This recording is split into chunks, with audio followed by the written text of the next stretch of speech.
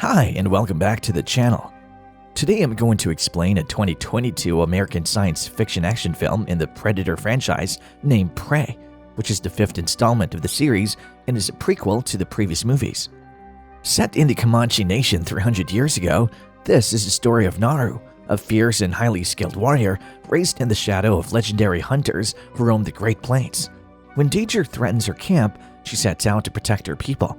Her enemy, however, is a highly evolved alien predator with a technically advanced arsenal. Will she be able to defeat the unknown and unlikable? Serious spoilers ahead. This movie is not for kids. So sit back and enjoy. The movie opens in September 1719. The Comanche tribe lives in the northern Great Plains and are hunters mostly. A young woman named Naru practices her hunting in the forest along with her dog Sari. Along the way, Sari's tail gets caught in the bear trap, but Naru manages to get her free. Naru then looks up in the sky and sees what she believes is a thunderbird, but is actually the incoming ship of a predator. Naru later joins her brother Tabi as they prepare for their big hunt.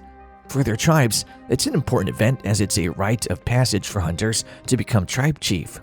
While Naru wants to be viewed as a hunter alongside her brother, their mother Aruka dismisses her aspirations. Not far from the village, the predator arrives, cloaking itself before proceeding to brutally skin a snake.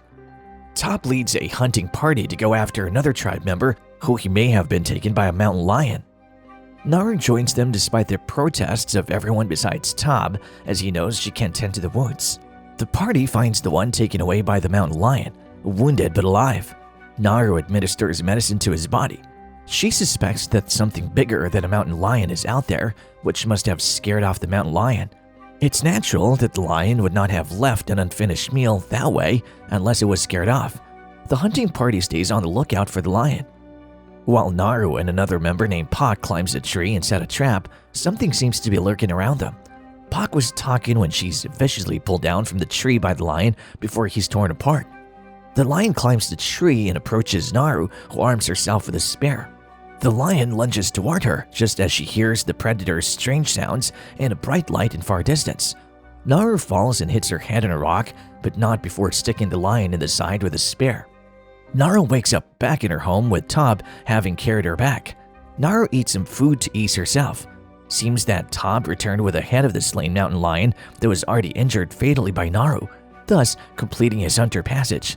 As it was a great deed towards the tribe, a ceremony is held in his honor and he's made the new war chief.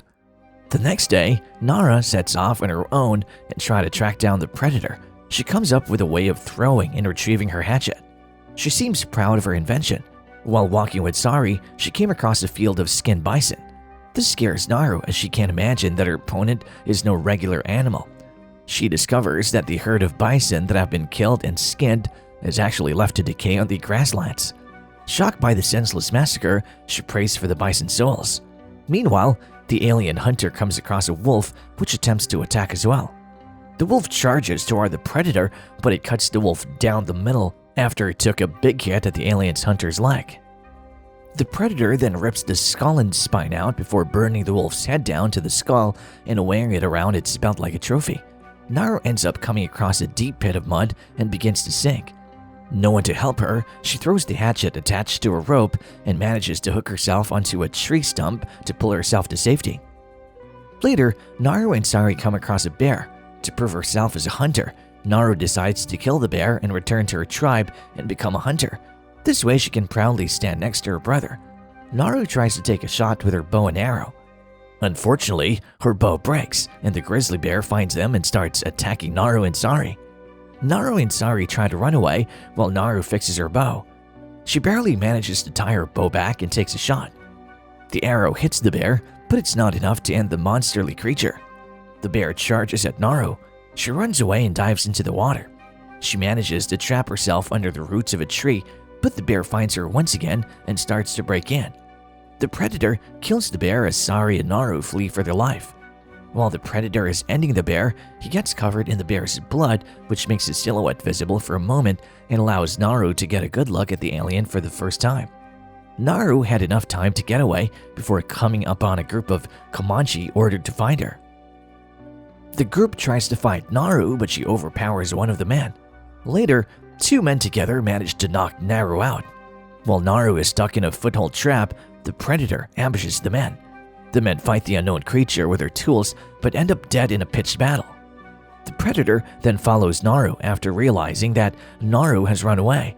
She runs into a fight where she meets another Comanche man. The predator manages to end him as well before Naru escapes once again. The French explorers who killed the bison arrive to inspect their trap, discover Naru, and capture her. Raphael Andolini, their interpreter, queries Naru about the predator which the Frenchmen have previously seen.